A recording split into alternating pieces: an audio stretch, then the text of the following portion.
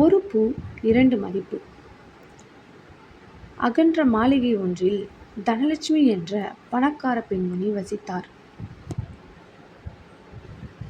அவளுக்கு ஒரு பணியாளர் இருந்தார்.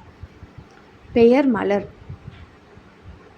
மலர் மிகவும் பணிவானவள்.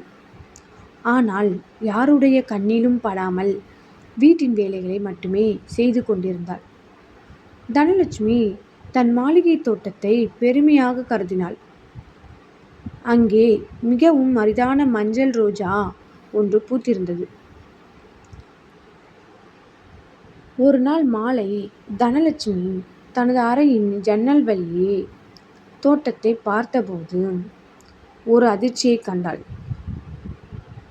வேலை செய்யும் மலர் அந்த மஞ்சள் ரோஜாவின் அருகில் சென்று அதை ஆசையாக தொட்டு முகர்ந்து பார்க்கிறாள். பிறகு மலர் மெதுவாக ஒரு சிறிய வாடி காய்ந்த மலரை தன் கூந்தலில் சொருகிக் கொண்டு அங்கிருந்து சென்று விட்டாள். தனலட்சுமிக்கு கோபம் வந்தது. ஒரு பணியாள் என் அனுமதி இல்லாமல் என் தோட்டத்து பூவை தொடுவதா? எவ்வளவு துணிச்சல் என்று நினைத்தாள். அவள் மறுநாள் காலை மலரை கூப்பிட்டாள். மலர், நேற்று நீ என் ரோஜா செடியை தொட்டதை நான் பார்த்தேன். அது மிகவும் விலை உயர்ந்த செடி. உன் கஷ்டமெல்லாம் என்ன? நீ ஏன் அந்த பூவை பார்த்தாய் என்று கடுமையான குரலில் கேட்டாள். மலர் பயந்து நடுங்கினாள்.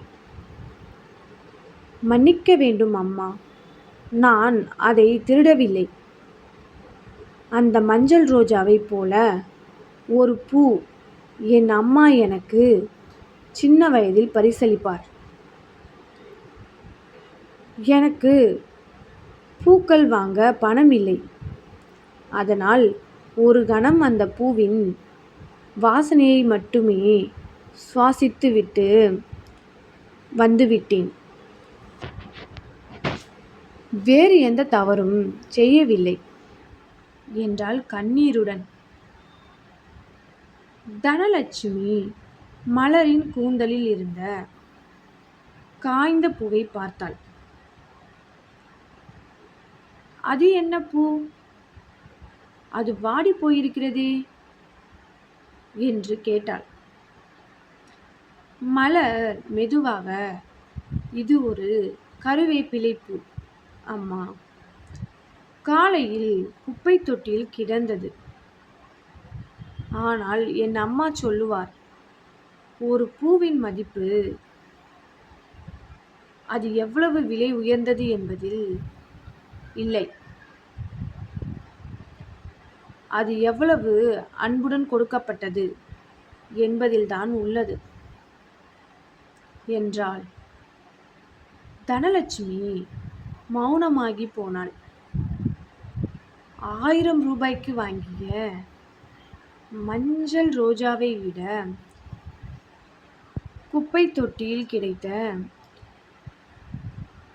கருவேப்பிலை பூவை அதிக அன்புடன் பாதுகாக்கும் ஒரு பெண்ணின் மனதை பார்த்தபோது அவள் மனதில் ஒரு வலி ஏற்பட்டது. அந்த நிமிடம் தனலட்சுமிக்கு ஒரு உண்மை புரிந்தது. மாளிகையில் உள்ள அதிகாரம் மற்றும் பணம் மட்டுமே மதிப்பை தருவதில்லை. ஒருவரின் மனதில் உள்ள தூய்மையான அன்பு மற்றும் பணிவு தான் உண்மையான மதிப்பை தருகிறது. தனலட்சுமி மலரின் கையை பிடித்து கொண்டு, மலர், எனக்கு ஒரு பெரிய பாடம் கற்றுக் கொடுத்தாய். இனிமேல் நீ என் வீட்டில் ஒரு பணியாள் இல்லை. நீ என் சகோதரி.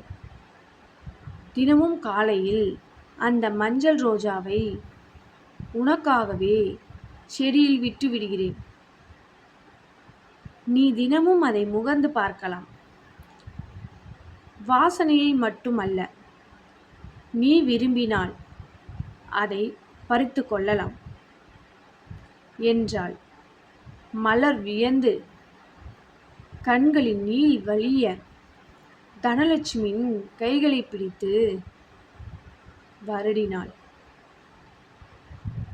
இது போன்ற கதைகளுக்கு என்னுடைய சேனலை சப்ஸ்கிரைப் செய்து கொள்ளுங்கள். மீண்டும் ஒரு கதையுடன் சந்திப்போம். நன்றி.